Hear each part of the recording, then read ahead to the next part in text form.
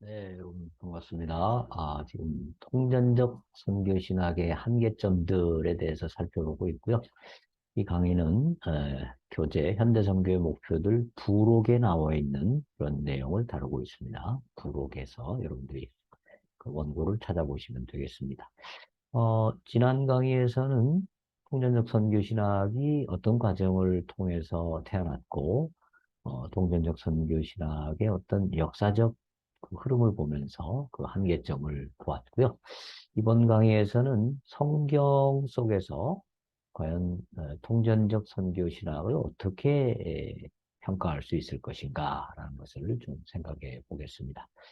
어, 이 미시오데이 개념은 결국 하나님의 관심이 세상을 구원하는 것에 있기보다는 세상의 평화와 샬롬과 공존, 여기에 하나님의 주된 관심이 있다라는 것을 주장한 개념이죠. 그렇다면 이제 우리가 성경에서 과연 하나님의 주된 관심이 무엇인가? 라고 하는 것을 좀 살펴보도록 하겠습니다. 예를 들면 창세기 12장 1절로 3절, 그게 이제 하나님의 관심이 잘 집약되어 나타났다라고 볼 수 있는데요. 하나님께서 아브라함을 파송하시면서 아브라함을 보내시면서 땅의 모든 민족이 너를 통하여 복을 얻을 것이니라. 여기서 말하는 복이라고 하는 것은 뭐 물질적으로 잘 사는 그런 복, 뭐 그런 것도 일부 포함되겠습니다만은 중요한 것은 결국 어, 하나님과 바른 관계가 회복되어서 하나님과 올바른 관계가 회복이 되면 자연스럽게 복된 삶이 이어지는 것이죠. 그래서 아브라함이 그 하나님을 열방에 증거함으로 결국 열방이 아브라함의 복에 참여할 수 있도록 하는 것. 그것이 바로 하나님의 관심이라 이렇게 볼 수 있죠. 크리스토퍼 라이트는 하나님의 관심에 대해서 이 창세기 12장 1절로 3절의 말씀과 연관해서 이런 이야기를 합니다. 구약에서 우리는 하나님 자신의 분명한 의도를 발견한다. 그것은 야훼를 살아계신 하나님으로 아는 지식이 열방에 전해지는 것이다. 하나님은 실로 이를 간절히 기다리는 분으로 묘사된다. 이렇게 말했습니다. 하나님은 세상에 그저 잘 사는 것, 물론 잘 사는 것도 중요하죠. 잘 사는 것, 그걸 넘어서서 하나님을 알고 하나님과 바른 관계를 회복하는 것을 간절히 바라신다라는 것입니다. 이런 하나님의 관심은 바벨탑 사건 속에서도 잘 나타나는데요. 바벨탑 건조 당시의 모습에 대해서 창세기 11장 4절은 이렇게 기록하죠. 성읍과 탑을 건설하여 그 탑 꼭대기를 하늘에 닿게 하여 우리 이름을 내고 온 지면에 흩어짐을 멸하자. 이렇게 기록하고 있습니다. 사람들은 이 바벨탑을 쌓을 때 나름대로 번성했죠. 성읍과 탑을 아주 높게 멋지게 쌓을 정도로 부강했습니다. 인간적인 눈으로만 보면 모든 것이 순탄하게 진행된 것으로 보입니다. 그리고 흩어짐을 멸하고 모두가 다 아주 평화롭게 잘 사는 것. 이거 좋죠. 예. 이게 WCC가 말하는 음, 평화고 이게 하나님의 주된 관심 아니겠습니까? 미시오데이에서 말하는 하나님의 관심. 그런데 하나님은 왜 이 바벨탑을 결국 무너뜨리도록 바벨탑을 완성하지 못하도록 만드실까요? 네. 하나님 보시기에 그들의 안중에는 하나님이 없었고 그들의 욕망은 하나님을 하야시키고 자신들을 하나님의 위치에 올려놓으려는 그런 마음이 강했다라는 것입니다. 이들이 이루려고 했던 일치는 하나님을 배제한 일치요. 하나님 없이 자신들의 힘으로 강대국을 건설하고자 한 단결이었던 것입니다. 하나님의 관심은 인간들이 단순히 잘 먹고 잘 살고 강대국에 이루고 모두가 다 그저 평화롭게 잘 지내는 것 여기에만 있지 않습니다. 하나님의 최대의 관심은 인간들이 본래의 목적대로 하나님과 교제하면서 하나님의 뜻대로 순종하며 행복한 삶을 사는 것에 있었기 때문에 하나님은 노아 때에 홍수를 보내시고 바벨탑 때 어느 혼잡의 심판을 보내셔서 저들 계획을 흩으셨던 것입니다. 그러니까 이 노아 홍수나 바벨탑 사건을 통해서 볼 때 하나님의 관심이 단지 인간들이 평화롭게 행복하게 잘 사는 것에만 있지 않으셨다라는 것입니다. 하나님의 관심은 하나님이 처음 인간을 창조하실 때의 그 본래의 목적, 즉 하나님과 아름다운 교제를 유지하고 그 교제 가운데서 샬롬을 누리는 것을 하나님은 원하셨다라는 것입니다. 이 출애굽 사건에도 이것이 반복적으로 나오고 있습니다. 예를 들면 출애굽 7장 5절 또 17절에 애굽 사람이 나를 여호와인 줄 알리라. 출애굽기 8장 10절에 너희가 우리 하나님 여호와 같은 이가 없는 줄을 알게 하리라. 출애굽기 8장 22절 이로 말미암아 이 땅에서 내가 여호와인 줄을 내가 알게 될 것이니라. 자, 이 출애굽 사건을 전후해서 나타난 이 말씀들을 보면 이 모든 사건들을 통해서 나타난 하나님의 주된 관심은 무엇입니까? 바로 하나님이 누구신지 그것을 이스라엘 백성이 알고 애굽 백성이 알고 바로가 알게 하는데 하나님의 주된 관심이 있음을 보게 됩니다. 또 출애굽 9장 16절에 보면 내가 너를 세웠으면 나의 능력을 내게 보이고 내 이름이 온 천하에 전파되게 하려 하였음이니라. 출애굽기 14장 18절에 내가 바로와 그의 병거와 마병으로 말미암아 영광을 얻을 때에야 애굽 사람들이 나를 여호와인 줄 알리라. 9장 14절 온 천하에 나와 같은 자가 없음을 내가 알게 하리라. 여러분, 이 계속 반복적으로 나오는 말씀 속에서 하나님의 주된 관심이 뭡니까? 단지 이스라엘이 애굽에서 해방되는 겁니까? 이스라엘이 그저 뭐 복지 국가가 되는 겁니까? 아닙니다. 이 출애굽 사건을 통해서 여호와가 누구신지 모든 사람들이 알게 되고 또 여호와가 온 천하에 알려지는 것 이게 하나님의 주된 관심임을 알 수가 있습니다. 즉 출애굽 사건에 나타난 하나님의 주된 관심은 단순히 이스라엘의 해방이나 샬롬이 아니고 이스라엘을 통하여 하나님을 온 천하에 알리고 온 천하가 하나님께로 돌아올 것을 기대하시는 것이었습니다. 이와 같은 하나님의 관심을 생각해 볼 때 온 세상의 샬롬을 추구하는 미시오 데이 개념 또 인간화와 복음화를 동등하게 추구하는 이 통전적 선교 이거는 핵심을 놓치고 있는 것이라고 볼 수 있습니다. 하나님은 복음화에 해당되는 즉 하나님을 알리는 것, 하나님의 이름이 널리 알려지는 것 여기에 우선적인 관심을 가지고 있음이 분명합니다. 근데 통전적 선교는 또 에큐메니칼 선교는 이거를 다 한꺼번에 추구하겠다고 말하는 것이죠. 하나님의 주된 관심이 성경에는 하나님을 알게 하고 하나님과 올바른 관계를 회복하는 것에 있음을 명확히 나타내주고 있고요. 이것이 바로 선교의 방향이 되어야 할 것입니다. 자, 신약으로 넘어와서 예수님의 사역을 한번 보십시다. 우리의 선교는 예수님의 사역에 포커스를 맞춰야 되고 예수님의 사역을 따라가야 되죠. 왜냐하면 하나님의 뜻을 가장 정확히 보여주는 분은 바로 예수 그리스도시고 그런 면에서 예수께서 보여주신 선교의 목표는 오늘의 선교가 추구해야 할 목표가 되어야 할 것입니다. 자, 이 우리 예수님 뭐라고 말씀하십니까? 누가복음 19장 10절에 인자에 온 것은 잃어버린 자를 찾아 구원하려 함이니라. 우리 예수님이 이 땅에 오신 목적이 분명히 나와 있습니다. 잃어버린 자를 찾아 구원하기 위해서. 또 마가복음 10장 45절에도 보면 인자의 온 것은 섬김을 받으려 함이 아니라 도리어 섬기려 하고 자기 목숨을 많은 사람의 대속물로 주려 함이니라. 많은 사람이 구원받게 하기 위한 속죄의 제물로 대속물로 자신을 주기 위해서 오셨다라고 말씀하고 있습니다. 예수님의 사역의 목표가 세상을 정치적으로, 경제적으로 잘 살게 하는 데 있었습니까? 아닙니다. 또 예수님이 세상을 구원하는 것과 세상을 잘 살게 만드는 것이 동등하게 중요한 예수님의 목표였습니까? 아니었습니다.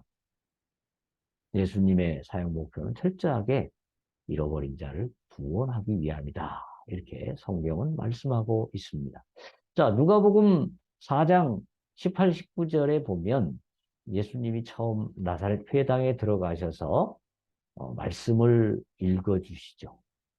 그리고 그 말씀에는 보면 그 메시아의 사역 목표가 가난한 자, 포로된 자, 눈먼 자, 그리고 눌린 자의 해방과 자유를 위해서 오신 것으로 그리고 있습니다. 이 에큐메니칼 진영 또 해방신학을 주장하는 사람들은 이 말씀을 보고 예수님이 오신 것은 결국 가난한 자, 눌린 자를 해방시키고 포로된 자를 해방시키는 것이 예수님의 주된 목적이다. 이렇게 주장을 하지만 실제 예수님이 이 땅에 계실 때 3년 동안 공생애를 사실 때 예수님이 과연 이 포로된 자를 해방시키셨습니까? 빌라도의 감옥에 갇혔던 사람들을 다 끌어내 주셨습니까? 가난한 자들을 다 부자 만들어 주셨습니까? 그렇지 않죠. 네. 그래서 여기서 눌린 자의 해방과 자유라고 하는 것은 어떤 육체적인 것, 육신적인 것, 이 땅의 것도 있지만 상당 부분 사단으로부터 해방시켜 주시는 어떤 영적인 차원도 많이 들어있다. 이렇게 봐야 될 것입니다. 그렇기 때문에 라르킨과 윌리엄스는 이런 이야기를 합니다. 갇힌 자나 압제받는 자라는 용어는 누가복음에서 다시 사용되지 않았기 때문에 구체적인 정치적 이해와 영적인 의미 사이에서의 선택에 대한 많은 직접적 지침은 없다. 즉, 이것이 정치적인 것이나 사회적인 것으로만 해석하기는 좀 어렵습니다. 예. 자, 어찌되었든지 누가복음 4장 18, 19절에서 예수님은 이제 메시아의 어떤 해방적 사역을 다루는 이사야의 말씀을 읽으신 후에 이제 예수님은 시몬 베드로 장모의 병을 고쳐주시거나 또 온갖 병자들을 치유해 주고 귀신들을 내쫓아 주셨습니다. 자연히 그 지역에서 예수님의 인기는 뭐 하늘을 찌를 듯 올라갔죠. 그리고 예수님을 자꾸 떠나지 말도록 자기들의 동네에 계속 계시도록 붙잡습니다. 여기에 대해서 예수님께서는 누가복음 4장 43절 44절에 예수께서 이르시되 내가 다른 동네들에서도 하나님의 나라 복음을 전하여야 하리니 나는 이 일을 위해 보내심을 받았노라 하시고 갈릴리 여러 회당에서 전도하시더라. 이렇게 기록하고 있습니다. 예수님이 자신이 오신 목적을 아주 명확하게 말씀하시는데 하나님 나라 복음을 전하기 위해서 왔다. 그리고 갈릴리 여러 회당에서 전도하셨다. 이렇게 기록하고 있습니다. 이 말씀에 나타난 예수님의 오신 주된 목적은 사람들의 기대처럼 뭐 병을 고치고 귀신을 내쫓고 뭐 오병이어를 통해서 많은 사람들을 잘 먹고 잘 살게 하는 데 있었다기보다는 물론 그것들도 행하셨죠. 그러나 그게 주된 사역은 아니고 하나님 나라의 복음을 전파하고 전도하시는 것이 예수님의 주된 목적이었다. 이렇게 보는 것이 정확한다고 보겠습니다. 예수님께서는 다양한 사역을 하셨지만 핵심 목표도 없이 그냥 다 하신 것이 아니다. 예수님의 핵심 목표는 다름 아닌 전도였다라는 것을 성경이 보여주고 있습니다. 이런 점을 보면서 핸드릭스는 그의 주석에서 이렇게 말합니다. 결국 전도가 주된 일이었음을 명심해야 한다. 구원에 이르게 되는 것은 결국 말씀을 통해서이다. 이렇게 말합니다. 예수님의 사역을 볼 때도 통전적 선교에서처럼 핵심적인 목표를 인정하지 않고 모든 목표가 다 동일하게 중요하다라는 관점은 예수님의 가르침과는 상당한 거리가 있는 것을 우리가 볼 필요가 있습니다. 자, 세 번째로 생각해 볼 것은 예수님이 주시고자 했던 것이 통전적 선교에서 말하는 것처럼 영적인 복음과 물질적인 복음을 다 주시기 원하셨는가? 개인 구원과 사회 구원을 다 주시려고 했는가? 그것을 살펴볼 필요가 있습니다. 선교는 기본적으로 구원을 전해주는 것이죠. 구원이 선교의 핵심 내용이죠. 근데 구원이 무엇입니까? 전통적 개념에서 보면 구원은 하나님과의 관계가 회복되어서 하나님의 자녀로 복된 삶을 사는 것. 그래서 우리는 영생이라고 말하죠. 영생. 하나님의 자녀로서 살아가는 이런 복된 삶. 영생이라고 볼 수 있는데요. 이 사이더는 구원에 관한 그 키텔 사전이죠. 키텔 사전의 정의에 근거해서 다음과 같이 구원을 정리했습니다. 신약에서 소테리아, 즉 구원은 지상적 관계를 언급하지 않는다. 그 내용은 헬라어적 이해에 있어서처럼 영과 육의 복지나 건강이 아니다. 그것은 유대주의에 있어서처럼 이교도의 멍해로부터의 하나님의 백성의 지상적 해방도 아니다. 즉, 복지나 건강 아니고 지상적 해방도 아니다라는 거예요. 신약 성경의 관점에서 보면 그것은 전적으로 인간의 하나님과의 관계만을 언급한다. 신약에서는 나사렛 예수의 역사적 성육신, 고난, 그리고 부활의 사건만이 죄의 용서에 의한 하나님의 진노로부터 구원을 제공한다. 예수님이 오셔서 고난받고 부활하신 그 사건을 통해서 죄가 용서받고 하나님의 진노로부터 구원을 받고 영생을 받는다. 그게 바로 예수님이 주시기 원하셨던 것이라는 것이죠. 이런 관점을 가지고 전통적인 선교에서는 하나님과의 관계 회복을 위한 구원을 전하는 일을 선교의 핵심적인 내용으로 삼았습니다.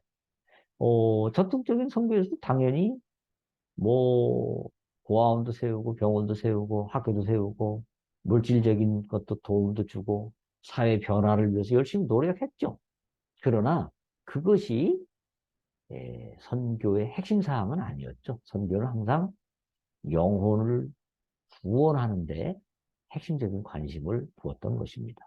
그래서 어, 영혼 구원을 위해서 이런 도움을 주기도 하고 또 영혼 구원이 일어나면 이런 그 인간화가 일어나기도 했던 것입니다. 즉 영혼 구원이 구원의 C이고 C, 그죠? 본질, 시작이죠. 그다음에 육적인 여건 향상과 사회 변화는 점진적으로 이루어질 수 있는 구원의 열매라고 보는 경향이 강했습니다. 여기서 성경적인 관점에서는 예수님을 구주로 고백하면 하나님의 자녀로 영생을 얻게 되면 그가 육신적 환경이 어떤 여건에 있든지 간에 그는 구원을 받은 것으로 선포했던 것입니다.